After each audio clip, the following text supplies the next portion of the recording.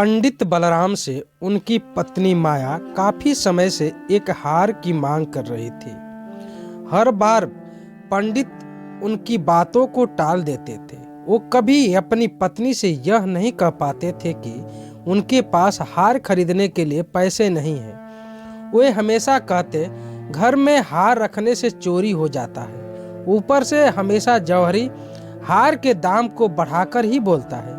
इन गहनों को खरीदने से किसी तरह का फायदा नहीं होता है। बस कुछ देरी के लिए, सजने संवरने के लिए काम आने वाले हार से इतनी मुसीबत आती है तो इसे खरीदना बेकार ही है। पंडित की पत्नी काफी भोली थी।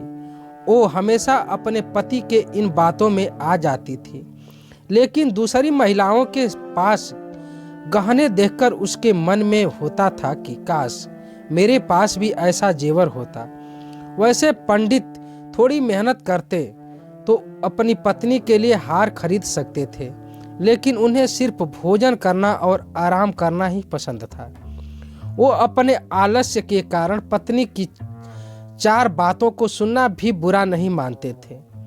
एक दिन बच्चों को पढ़ाकर पंडित घर लौटे तो देखा कि उनकी पत्नी के गले में वही हार है जिसकी वो लंबे समय से मांग कर रही थी। हार देखते ही उन्होंने पूछा, अरे इतना सुंदर हार तुम्हारे गले में कैसे आया? पत्नी ने जवाब में कहा कि ये पड़ोस में रहने वाली महिला का है। मैं उससे मिलने गई थी आज। उसने जब मुझे ये हार दिखाया तो मैंने इसे पहनकर आ गई ताकि तुम इसे देख लो।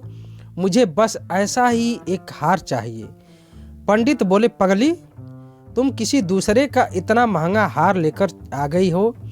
अगर चोरी हो गया तो यह बनवाना ही पड़ेगा और बदनामी होगी जो ऊपर से वो अलग। पंडित की पत्नी कुछ सुनने को तैयार नहीं थी। उसने बताया कि ये 20 तोले का हार है और मुझे भी बिल्कुल ऐसा ही जेवर चाहिए। पत्नी की जिद सुनकर पंडित को घबराहट होने लगी। तभी पत्नी बोल पड़ी, जब सारी महिलाएं ऐसे हार पहनती हैं तो मैं आखिर क्यों नहीं पहन सकती? गुस्से में पंडित बोले, सब लोग कुएं में कूदेंगे तो क्या तुम भी कूद जाओगी? ऐसा नहीं होता है कि जो दूसरे करें उसे हम भी करें। फिर पंडित ने दिमाग लगाकर अपनी पत्नी को बताया कि देखो, इस हार की कीमत आने वाले समय में घट जाएगी। अगर आज इसे मैंने 1000 में लिया तो 1 साल बाद यह 600 रुपये का हो जाएगा और फिर 5 साल में इसकी कीमत सिर्फ 300 ही रहेगी। यह काफी बड़ा नुकसान है। इससे सहकर मैं हार नहीं खरीद सकता। तुम जल्दी से इस हार को वापस कर दो। इतना कहकर पंडित घर से बाहर की ओर चल गए। उसी रात माया ने एक चोर को अपने घर में देखा। वो चिल्लाने लगी। जब पंडित ने कहा कि क्या हुआ तो वो बोली, मैंने अभी एक परछाई को देखा है। वो घर के अंदर गया है। वो पक्का चोर है। पंडित ने जल्दी से अपनी छड़ी और लालटेन पत्नी से मांगी। पत्नी ने कहा कि मैं डर के मारे उठ ही नहीं पा रही हूँ। तभी बाहर से कुछ लोग आ गए। उन्होंने पंडित से पूछा, क्या हुआ? घर में चोरी हो गई है क्या? पंडित की पत्नी माया बोली, नहीं, वो ऊपर छत से नीचे की ओर कूदा था और फिर हमारे बिस्तर के पास से तेजी से आगे भागा। मैंने उसकी परछाई देखी थी। तभी माया ने अपना हाथ गर्दन की ओर फिराया तो उसे पता चला कि पड़ोसन का वो हार उसके गले से गायब है। हे भगवान कहकर वो अपना सिर पीटने लगी। पंडित बलिराम शास्त्री ने पूछा, क्या तुम उस हार को उतार कर क्यों नहीं सो गई थी? सहमी सी आवाज में माया बोली कि मुझे क्या पता था कि आज ही घर में इतनी बड़ी मुसीबत आ जाएगी। तभी पंडित ने कहा, कहता था न मैं कि जेवर सब मुसीबत ही लेकर आते हैं। अब समझ आया तुम्हें या नहीं? पंडित के पड़ोसियों ने तब तक पूरा घर छान मारा, लेकिन कोई चोर नहीं दिखा। छत पर भी देखा पर कुछ हाथ न लगा। एक पड़ोसी बोला, लगता है किसी जानने वाले ने ही एक काम किया है। दूसरे पड़ोसी ने कहा, देखो, घर के लोगों द्वारा बताए बिना किसी को कुछ पता नहीं चलता। हार के अलावा और क्या चोरी हुआ है वो देखना चाहिए। पंडित की पत्नी माया बोली, सब कुछ तो सही ही दिख रहा है, संदूक भी बंद ही है और बर्तन भी सारे घर में ही हैं। उस चोर को पराये लोगों का सामान ही ले जाना था, मेरा कुछ ले जाता। वो गहला ले गया है जिसकी मैं मालकिन ही नहीं थी। अब हार का मजा आ गया ना तुम्हें, कितना समझाया लेकिन तुम्हें कुछ समझ आए तब न बने, तंज मारते हुए पंडित ने कहा।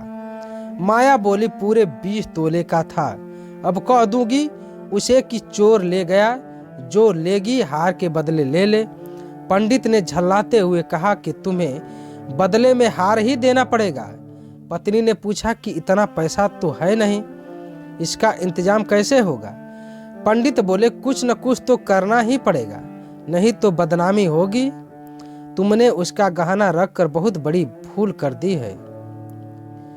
माया ने दुखी होते हुए कहा कि मेरा भाग्य ही खराब है, दूसरों की चीजें गले में डालकर मुझे क्या सुख मिला था कि मैं उसे पहनकर ही सो गई। उसके पति ने कहा कि अब खुद को दोष मत दो, देखते हैं कुछ न कुछ कर ही लेंगे।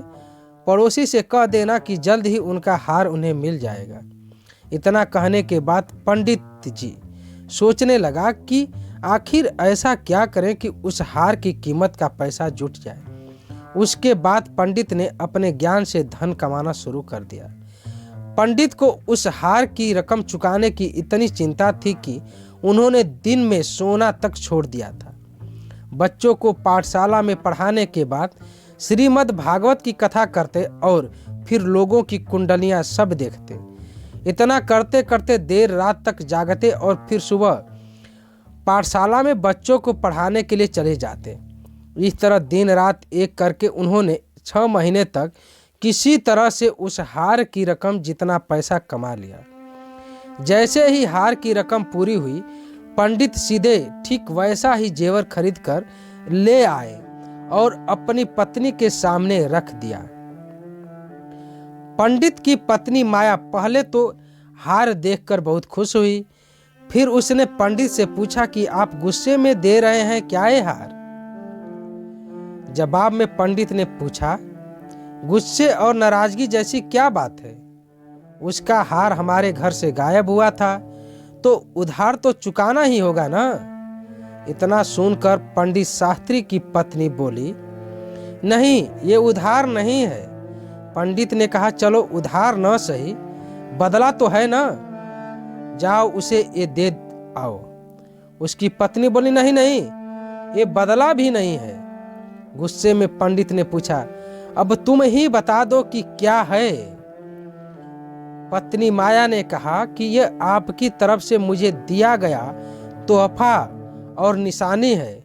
उस रात हार चोरी नहीं हुआ था, मैंने तो बस ऐसे ही शोर मचा दिया था। हैरान होते हुए पंडित ने सवाल किया, सही में? माया ने कहा, हाँ सच में। पंडित ने फिर सवाल पूछा, तो तू मेरा कौशल देखना चाहती थी? जैसे ही पत्नी ने जवाब दिया, हाँ मैं दिया। पंडित बोले, तुम्हें कोई अंदाजा नहीं है कि इस कौशल के लिए मुझे क्या सब मूल्य चुकाना पड़ा? पत्नी ने मासूमियत से पूछा, 600 से भी ज्यादा क्या? पंडित ने भारी मन से कहा, हाँ बहुत ऊपर। इस कौशल के लिए मुझे अपनी स्वतंत्रता तक को कुर्बान करना पड़ा।